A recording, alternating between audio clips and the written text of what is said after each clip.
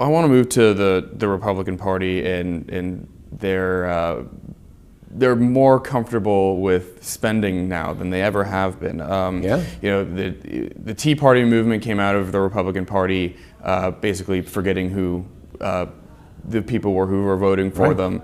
I think that the Trump movement, the sort of mega thing, is a similar, maybe along similar lines. But Republicans get elected, they keep talking about being fiscally conservative, and then they sign massive spending bills. You know, President Trump, for example, signed a $1.3 trillion spending bill in 2018. He said that afterwards that he would never sign something like that again, but he did sign it, and then COVID came, more spending came. We know Democrats are going to do this. Only 6 Republican senators rejected a massive spending bill of $1.4 trillion in 2020. Only 6 Republican senators. Yeah.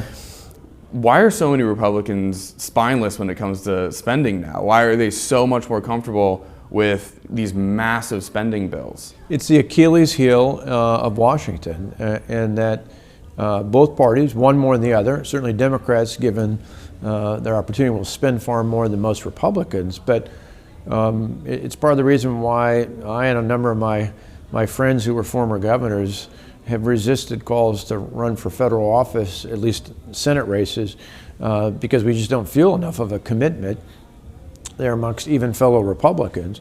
It's why I've advocated for, and will continue to in the past, advocate for something Ronald Reagan himself advocated for decades ago, and that's a balanced budget amendment.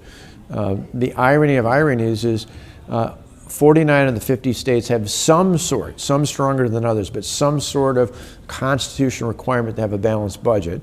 Vermont's the only state that doesn't, and they actually effectively do it anyway.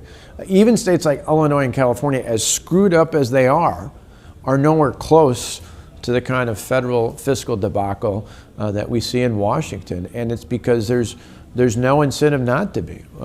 When I came in as governor, we had all sorts of gimmicks and things like that our predecessor did, but at least they had to have some resemblance of a budget that was balanced. Instead of doing gimmicks and duct tape, we made structural changes. But in both cases, we were required within our statute to have a balanced budget. We not only balanced it, we actually had surpluses while cutting taxes. The federal government can do that, but there's got to be some sort of a consequence for not doing it. Right now, you know, they print more money, they borrow more money, and they defer it. Who would have ever dreamed we'd be over $30 trillion? People talk all the time about student loan debt.